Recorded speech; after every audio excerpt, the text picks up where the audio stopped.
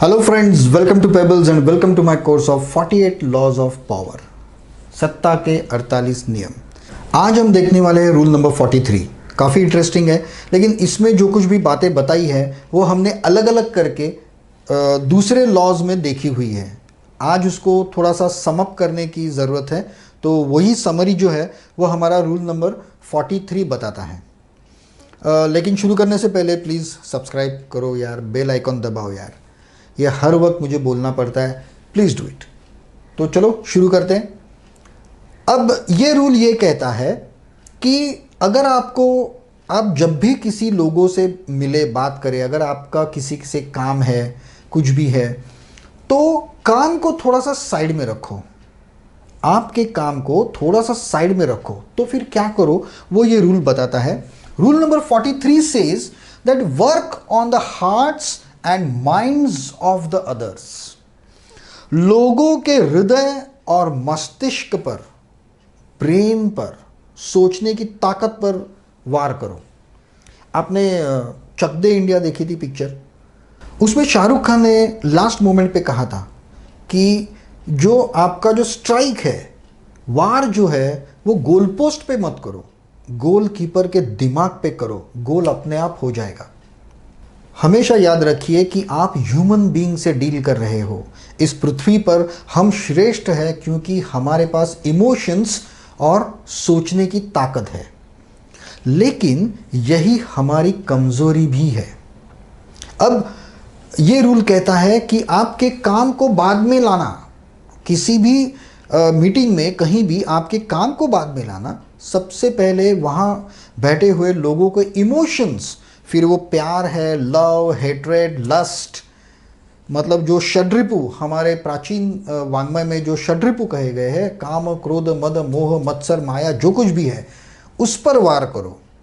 या फिर लोगों की सोच पर विचार करो, सोच पर वार करो। आपने सरकार फिल्म देखी होगी, वहाँ जो सुभाष नागरे का कैरेक्टर जो अमिताभ जी ने किया था, उनके अपोनेंट्स कहते हैं, मतलब उनके पास कोई जाता है और वो कहता है कि सरकार को मार दो, उसका हम खून कर देते। तब वो जो कोई तो आदमी था, वो बोलता है कि एक बात तुम लोग जान लो कि सुभाष नागरे को मारना और सरकार को मारने में फ़र्क है। सुभाष नागरे एक व्यक्ति है, लेकिन सरकार एक सोच है। आप किसी व्यक्ति को मार सकते हो, लेकिन सोच को नहीं मार सकते।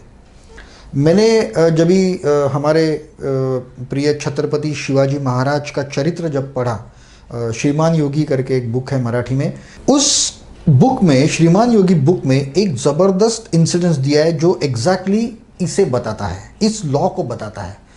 जब छत्रपति शिवाजी महाराज का राज्याभिषेक हुआ रायगढ़ पर और वो मराठा साम्राज्य के सिंहासनाधीश्वर बने, तब ये खबर औरंगज़ेब, जब उस टाइम भारत का सम्राट था, उसको उसके वज़ीर ने बताई कि वो एक मराठों का ज़मींदार, वो पहाड़ का चूहा, उसने खुद को सिंहासन पे बिठा दिया है और काशी के पंडितों ने उसका राज्याभिषेक किया है, उसका अभिषेक करके उसको अभिषिक्त राजा बनाया। क्या पागल आदमी है, वैसा वैसा करके वो औरंगज़ेब को बताने को गया।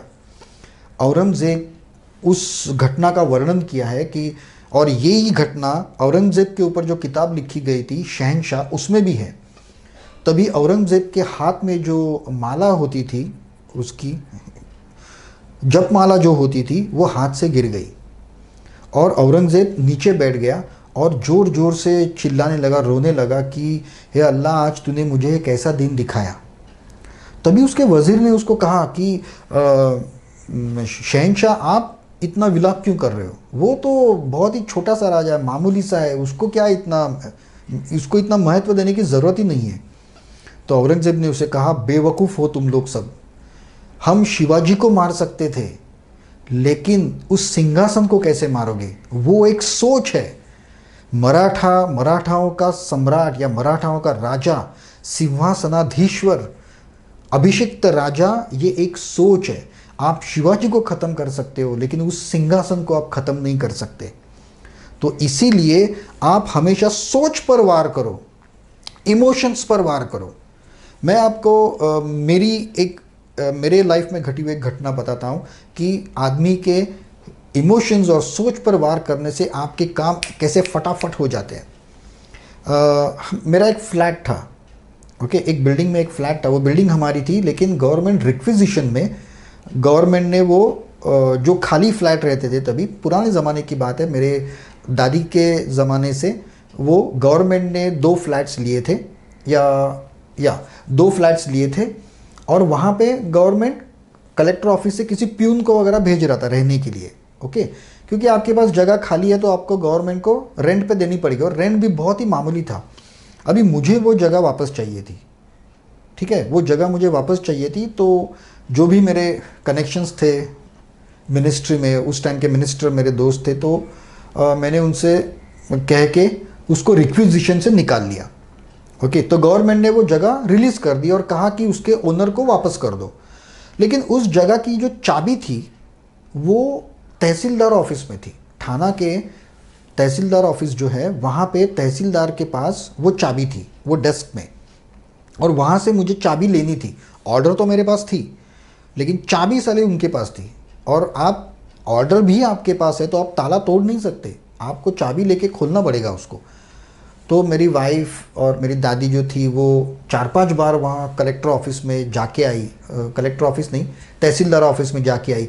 तलाठी वहाँ पे जो होते हैं उनके पास चाबी थी, लेकिन आपको तो पता है गवर्नमेंट के सर्वेंट्स कैसे होते हैं।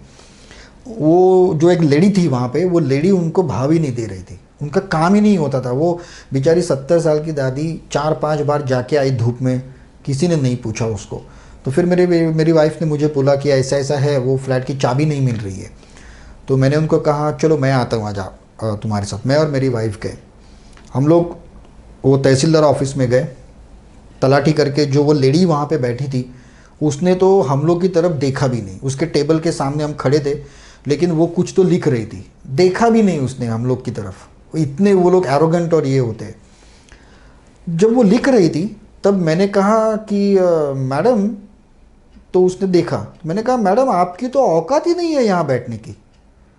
तो वो सबसे पहला मैंने क्या किया, उसको शॉक कर दिया, अनएक्सपेक्टेड, उसके ऊपर वार किया, शॉक किया कि इमीडिएटली उसका अटेंशन पूरा मेरी तरफ आ गया, क्योंकि मैंने ऐसा ही सेंटेंस कहा, मैडम आपकी तो औकात ही नहीं है यहाँ बैठने की। तो उसने कहा क्या क्या कहा आपने? मैंने बोला मैडम आपका हैंडराइटिंग इतना ज़बरदस्त है, ऐसे लग रहा है कि कोई डिज़ाइनर कैलीग्राफी कर रहा है। अब मैंने सेकंड क्या यूज़ किया, फ्लैटरी, उसकी तारीफ़ करना शुरू कर दिया, उसकी, और उसकी नहीं तारीफ़ की मैंने, उसकी कला की तारीफ़ की, क्योंकि वो उसका इमोशन था, वो उसका इमोशन था, उसका हैंडराइटिंग, और सच में उसका हैंडराइटिंग ब्यूटीफुल था। और मैंने आपको कहा है, किसी की भी तारीफ़ करनी हो तो जेन्युइन तारीफ़ करनी चाहिए। उस आदमी को पता होना चाहिए कि हाँ ये तारीफ़ करने लायक है, दूसरा कोई तारीफ़ नहीं करता लेकिन इस आदमी ने की, तो मेरी कीमत जो है वो इसे पता चल गई, मेरी कदर की उसने। तो मैंने कहा मैडम आपका हैंडराइटिंग इतना ज़बरदस्त ब्यूटीफुल है कि आप तो आर्टिस्ट होनी चाहिए, कैलीग्राफी आप होनी चाहिए। ऐसा लग रहा है उसको देख के, आप क्या गवर्नमेंट ऑफिस में क्या कर रही है आप, इतनी कला है आपके हाथ में। तो वो लेडी तो पूरी हिल गई, वो, उसको तो ये अनएक्सपेक्टेड, मतलब उसको एक्सपेक्ट ही नहीं कर रही थी वो।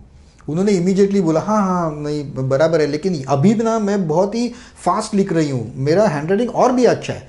मैंने कहा यस मैडम, मैंने तो देख के पहचान लिया, क्या हैंडराइटिंग है आपका, आप ज़रूर आर्टिस्ट वगैरह होगी, कैलीग्राफी तो आपको आती ही होंगी। तो उसने कहा हाँ लेकिन आपका क्या काम है, बैठो बैठो। उसने इमीडिएटली हमको चेयर्स दिया, चेयर पे हम लोग बैठ गए। उसने चाय मंगाई हमारे लिए। तो उसने फिर पूछा कि आपका क्या काम है।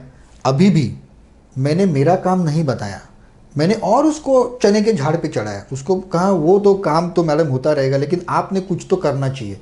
अगर कुछ भी नहीं तो आपने छोटे बच्चों को क्लासेस लेके भी आपके फ्री टाइम में ये आपकी जो कला है वो सिखानी चाहिए। तो उसने कहा हाँ मैं बहुत देर से सोच रही थी, मैं ये सुझाव मुझे मेरे मन में भी था, अच्छा वो आपने बता दिया वगैरह। उसके बाद मैंने कहा, फिर उसने पूछा आपका क्या काम था। मतलब बड़ा काम नहीं था, वो लेटर है, मेरे को सिर्फ एक चाबी लेनी थी, वो आपके पास है चाबी, वो प्लीज़ दे दीजिए। तो बोला हाँ देती हूँ। उसने 2 मिनट में चाबी निकाल के मुझे दे दी। जो काम ये 8-10 दिन जाके रोज़ 2-2 3-3 बार जाके वो देखती भी नहीं थी, उनको खड़ा भी नहीं करती थी, उस औरत ने सिर्फ 2 मिनट में मेरा काम कर दिया। Only because of this rule. ये रूल वही कहता है कि अपना काम थोड़ा बाजू रखो और बात करते समय सबसे पहले आदमी के सोच, दिमाग और इमोशंस पे वार करो, उसके ऊपर फ्लैटर करो, उसके ऊपर अटैक करो। हाँ, अभी उसको क्या क्या होने चाहिए उसमें, तो रूल्स देखते हैं हम लोग कि aim at the primary emotions, उसके जो प्राइमरी इमोशंस है। अभी मुझे एक्सपीरियंस है, मैंने इमीडिएटली जान लिया, क्योंकि मैं हमेशा सामने कोई भी आदमी आता है तो मैं पहले देखता हूँ कि इसकी मैं क्या तारीफ कर सकता हूँ। कुछ ना कुछ हर एक व्यक्ति में तारीफ करने जैसा होता है। अगर कुछ भी नहीं तो किसी के जूते अच्छे होते हैं, सैंडल्स अच्छे हैं, ज्वेलरी अच्छी है, शर्ट अच्छा है, हेयर कट अच्छा है, स्पेक्स अच्छा है, अरे कुछ ना कुछ तो होता ही है सामने वाले में। तो सबसे पहले उसकी तारीफ करो। और प्राइमरी इमोशंस, हर आदमी के प्राइमरी इमोशंस अलग अलग हो सकते हैं, जो आपको ढूंढ के निकालने हैं। अगर कुछ भी नहीं है तो जो सामने दिख रहा है पहले ढूंढो, इसमें मैं क्या तारीफ कर सकता हूँ, उसकी तारीफ करो। इमोशंस आपको अपने आप मिल जाएंगे। लव, हेट, जेलसी, ये सारे इमोशंस है। Be alert to people's individual psychologies and their basic emotional responses. Be alert to people's individual psychologies. जब मैंने कहा था, अगर आप चाय भी पी रहे हो किसी ग्रुप पे खड़े रह के ऑफिस के, तब भी आप अलर्ट रहो। ये वही टाइम होता है जब लोग रिलैक्स होते हैं और अपने जो फीलिंग्स है, इमोशंस है, उसको जाहिर कर देते हैं। किसी को प्यार चाहिए, किसी को पैसा चाहिए, किसी को जेलसी है, ये जो, या कोई किसी को खुद बड़ा आर्टिस्ट समझता है और उसे लगता है कि ये तो मेरी जगह ही नहीं है। ऐसे सारे इमोशंस जो होते हैं वो ऐसे ही जगह पर लोग बाहर फेंक देते हैं। और तभी आप अलर्ट होने चाहिए कि उनको ग्रास्प करने के लिए, उनको पकड़ने के लिए उन इमोशंस को। और उस इमोशंस, वो साइकोलॉजी के ऊपर अटैक करो। वो आदमी आपका गुलाम बन जाएगा और उसके बाद आपका कोई भी काम हो, मैं गारंटी देता हूं कि वो हो जाएगा। इसके उलट, उसके उल्टा यही प्रयोग आप पर भी कोई भी कर सकता है। एट दैट टाइम अगर आपको कोई चने के झाड़ पे चढ़ा रहा है, आपकी किसी बात की तारीफ कर रहा है, तो ये मत कहिए हाँ क्यों मुझे चने के झाड़ पे चढ़ा रहे हो। बहुत लोग कहते हैं ये डायलॉग, बहुत लोग कहते हैं हाँ मुझे चने के झाड़ पे मत चढ़ा। ये नहीं कहने का, यू शुड नॉट से this, but you should get alert कि ये मुझे इतना फ्लैटर क्यों कर रहा है। डेफिनेटली इसका कुछ ना कुछ तो काम है, कुछ ना कुछ तो स्वार्थ है। अरे इतना छोटा सा बच्चा होता है, छोटे बच्चे होते हैं ना, वो भी, उनको अगर आइसक्रीम चॉकलेट चाहिए तो आपको आके एक किस करेंगे, आपको गले लगाएंगे, ये सब करेंगे, फ्लैटर तो करेंगे ही। ये तो ह्यूमन टेंडेंसी है। तो वहाँ आपको अलर्ट रहना है और दूसरों पे आपको ये यूज़ करना है। Let us see the second point. Maintain a stable of writers, artist और intellectuals who are very good at appealing to people's heart and minds. Stable, तबेला, उन्होंने लिखा है कि एक तबेला, उन्होंने ये राइटर्स, आर्टिस्ट, इंटेलेक्चुअल्स, इन लोगों की गणना घोड़ों में की है। तो उन्होंने कहा है आप एक तबेला ही बनाइए ऐसे लोगों का, जिसमें राइटर्स हो, आर्टिस्ट हो, इंटेलेक्चुअल्स हो। तो इन्होंने कहा है कि ऐसे जो राइटर्स, आर्टिस्ट, इंटेलेक्चुअल्स, ये लोग बहुत एक्सपर्ट होते हैं कि लोगों के माइंड और इमोशंस को कंट्रोल करने के लिए, और उनके ऊपर हावी हो जाते हैं। आपको ताज्जुब होगा कि दिन रात ये जो प्रयोग है वो आप पर होता है। नहीं पता कैसे होता है? एडवर्टाइजमेंट में कौन होते हैं? Celebrities, writers, famous people, artist, intellectuals. क्यों? क्योंकि ये लोग एक्सपर्ट होते हैं अपने इमोशंस छुपा के दूसरे के इमोशंस पर वार करने के लिए। आपको पता है हर बड़ा पॉलिटिशियन, बड़े बड़े जो कंपनी के सीईओज रहते हैं, इनके पास इनके भाषण जो है वो खुद नहीं लिखते कभी। ज़्यादा से ज़्यादा वो अपने पॉइंट्स देते हैं। यूएस प्रेसिडेंट के बारे में बहुत सारी किताबें मैंने पढ़ी है, वो सिर्फ मुद्दे कहते हैं, पॉइंट्स और मुझे इफ़ेक्ट क्या होना चाहिए उसका कंसिक्वेंसेस वो लोग बताते हैं, और उस हिसाब पर बड़े बड़े राइटर्स और ये जो एक्सपर्ट्स होते हैं वो उनका भाषण लिख के देते हैं।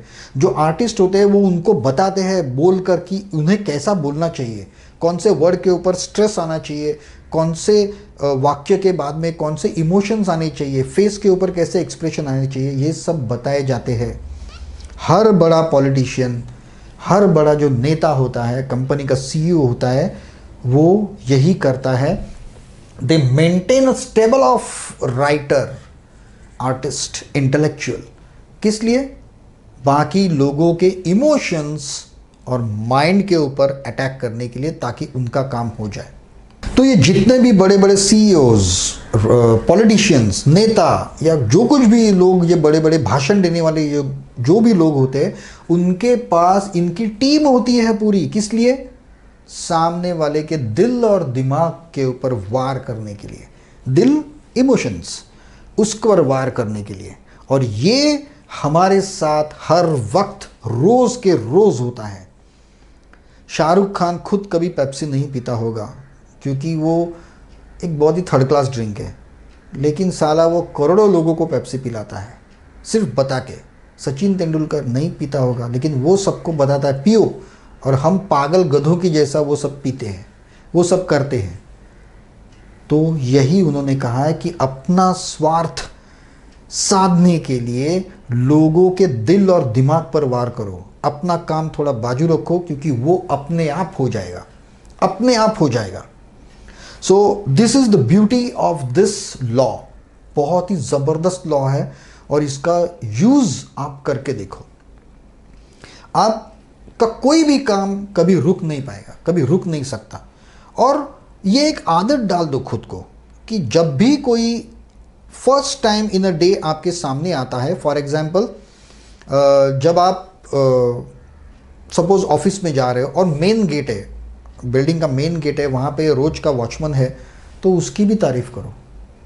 बहुत सारे लोग इनको फालतू समझ के निकल जाते हैं, लेकिन उनकी भी तारीफ़ करो, उनको भी कहो कुछ ना कुछ तो अच्छा कहा। आप ये तो कहते अरे आज तो यूनिफॉर्म एकदम ज़बरदस्त तरीके से पहना है, ये तो हो सकता है। कुछ ना कुछ उसको लगता है कि उसको इससे ज़्यादा ऊंचा ओहदा मिलना चाहिए, तो बोलो अरे डबल ड्यूटी, वाह ग्रेट। अरे आपको पार्किंग क्या, वो आपको पूरी जगह आपके लिए ज़िंदगी के लिए वो बुक कर देगा। कभी भी आपके सामने आपका फ्रेंड आ गया, या औरतें हैं उनकी, लेडीज़, कोई ऑफिस की लेडीज़ सामने आ गई, कुछ ना कुछ तारीफ़ किए बिना आगे जाने का नहीं, कुछ ना कुछ। और वो जेन्युइन होनी चाहिए। ऐसा नहीं है कि किसी औरत ने एकदम भयानक बाल हेयर कट कर दिया है और उसे भी पता होता है कि साले ये ब्यूटिशियन ने मेरे हेयर कट की वाट लगा दी है, और फिर आप अगर बोलोगे कितना ब्यूटीफुल हेयर कट है, तो वो अदर वे लेगी, उसको पता चलेगा ये साली मुझे टीज कर रही है। ऐसा नहीं, it should be the genuine one. So friends, that's all in this video. Thank you very much for being with me and watching my video. 2 comments, मैं आपके कमेंट्स खुद पढ़ता हूँ। आपके विचार भी बताइए मुझे, ताकि मुझे कुछ एक्सपीरियंस और ज़्यादा मिले और मैं उसको अगले वीडियोस में यूज़ कर सकूँ। So in this video that's all. अब फिर मिलेंगे मेरे अगले वीडियो में। तब तक के लिए please take care and have a nice day. Good bye.